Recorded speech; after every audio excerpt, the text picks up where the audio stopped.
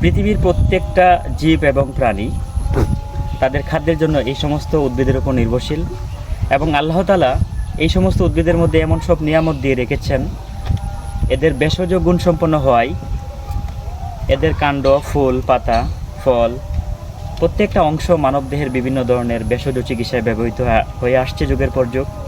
দর্শক, তেমনই একটি ভেষজ গুণসম্পন্ন উদ্ভিদ এই কুলঞ্জন বা দেওতারা গাছ সম্পর্কে আজকে আমরা জানব।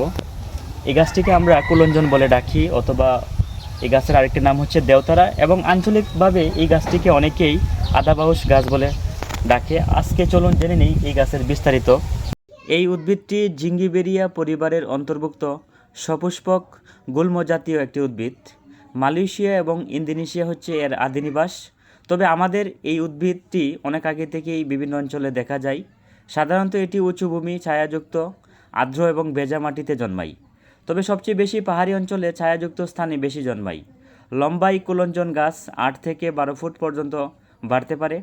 কুলঞ্জন এর আঞ্চলিক নাম হচ্ছে আদাবাউস। সাধারণত এই উদ্ভিদটি ঝুপালুভাবেই জন্মে। এর পাতা লম্বা, জলপাইয়ের মতো সবুজ এবং মিশ্রণ। কন্দের মাধ্যমেই এর বংশবিস্তার হয়। কন্দ দেখতে অনেকটা আদার মতো। বসন্তে এর ফুল ফুটে গ্রীষ্ম অবধি ব্যাপ্তি থাকে। ফুল একসঙ্গে অনেকগুলো ফুটে। ফুলের রং গোলাপি, সাদার মাঝে লালচে, কমলা, হলুদের মিশ্রণ থাকে। কুলঞ্জনের ফুল দেখতে অনেকটা নজরকাড়া সৌন্দর্য হয়। এর ফল দেখতে অনেকটা এলাচির মতো। কুলঞ্জন বা দেওথারা একটি ভেষজ গুণসম্পন্ন উদ্ভিদ। এই উদ্ভিদ এর নানা ঔষধি গুণাগুণ রয়েছে। এই উদ্ভিদ এর পাতা, কন্দ, ফুল, ফল নানা ঔষধি কাজে বহুল ব্যবহৃত হয়। কিন্তু বর্তমানে ঝোপঝাড় নির্বিচারে ধ্বংসের ফলে এই উদ্ভিদটি প্রায় বিলুপ্তির পথে। যাদের দীর্ঘদিন যাবৎ বাতের ব্যথা রয়েছে তারা কুলঞ্জন গাছের মূল বেটে ব্যথার স্থানে প্রলেপ দিলে ব্যথা উপশম হয়। আমাশয়ের কন্দ সিদ্ধ করে সকাল বিকাল খেলে আমাশয় ভালো হয়। যক্ষ্মায় এর কন্দ পানি দিয়ে সিদ্ধ করে সেই পানি নিয়মিত খেলে যক্ষ্মার উপকার পাওয়া যায়। অ্যাজমায় এর কন্দ চূর্ণ করে পানির সাথে মিশিয়ে সকালে এবং বিকালে পান করলে অনেক উপকার পাওয়া যায়। এর রাইজাম থেকে তেল সংগ্রহ করা হয়। এই তেল বিভিন্ন রূপচর্চায় ব্যবহৃত হয়।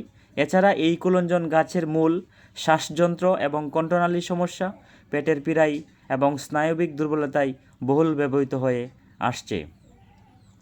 যেহেতু এই উদ্ভিদটি অনেক ভেষজ গুণসম্পন্ন হওয়ায় এটি আপনারা একজন ভেষজ বিশেষজ্ঞ চিকিৎসকের পরামর্শ নিয়ে ব্যবহার করতে পারেন।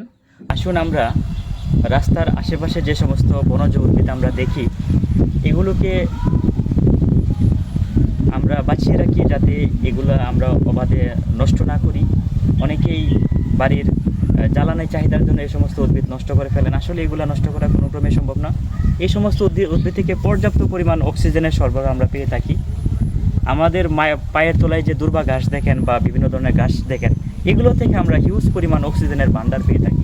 সুতরাং এই সমস্ত উদ্ভিদকে আমাদের বাঁচিয়ে রাখতে হবে। আমাদের প্রাকৃতিক পরিবেশের ভারসাম্য রক্ষা করার জন্য অবশ্যই এই সমস্ত উদ্ভিদের প্রয়োজন আছে। আসুন আমরা আমাদের প্রকৃতিকে সুন্দর করে সাজাতে এই সমস্ত উদ্ভিদে ভরে দিই। ধন্যবাদ সবাইকে।